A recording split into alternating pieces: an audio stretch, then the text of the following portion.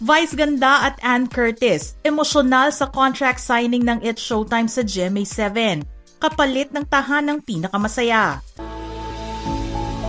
Kumpirmado na nga at sa wakas ay natapos na ang contract signing sa pagitan ng GMA7 at ABS-CBN para sa pagpapalabas ng noontime show ng kapamilya channel na It's Showtime sa dating kalabang istasyon. All-star cast na maituturing ang espesyal na pagtitipon na ito na ginawa mismo sa building ng GMA7 sa Kamuning. At mula Mother Ignacia, sakay ng isang karosa, magkakasamang sinaksihan ng It's Showtime hosts ang palitan ng pirma ng mga nagsanib puwersang networks. Present sa contract signing ang ABS-CBN executives na sina Cory Vidanes, Carlo Katigbak, Mark Lopez, at kasama nila ang mga GMA executives na sina Attorney Felipe Gozon, Gilbert Duavit Jr. at Annette Gozon Valdez. Kumpletong dumating sa GMA7 compound ang mga host na pinangungunahan nina Vice Ganda, Ann Curtis, Vong Navarro, Jong Hilario, Jugs and Teddy, Ryan Bang, Karil, Ami Perez, Kim Chu, Ogie Alcacid, Darren Espanto, Ayon Perez, MC Atlasi, Jackie Gonzaga at Sean Dominguez. Red and black ang naging motif nila na sumisimbolo sa masaganang pagsasama ng ABS at GMA. Wala namang pagsidla ng tuwa ang mga host ng noontime show na sina Vice Ganda at Ann Curtis sa ibinigay sa kanilang pagkakataon ng GMA7 para mas marami ang maabot ng kanilang pagpapasaya tuwing oras ng tanghali.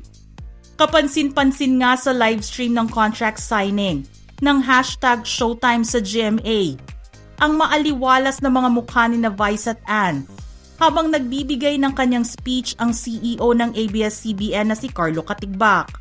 Sa tuwing babaling ang camera sa kanilang dalawa, makikitang nagpupunas ng luha si Ann at ganoon din naman si Vice.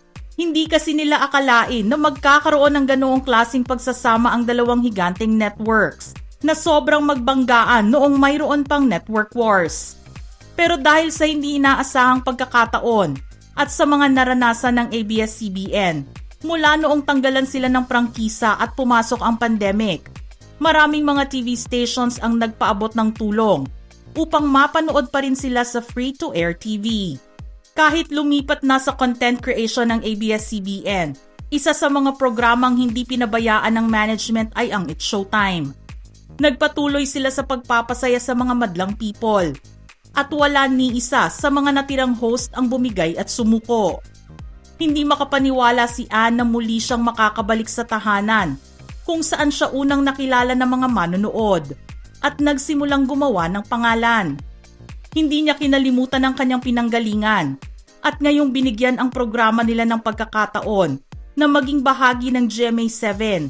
Lubos ang kasiyahan na naramdaman nito.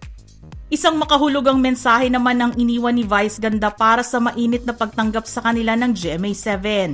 Hindi nga ito makapaniwala na ang dating magkaaway na istasyon ay magkakaroon ng iisang palabas sa tanghali.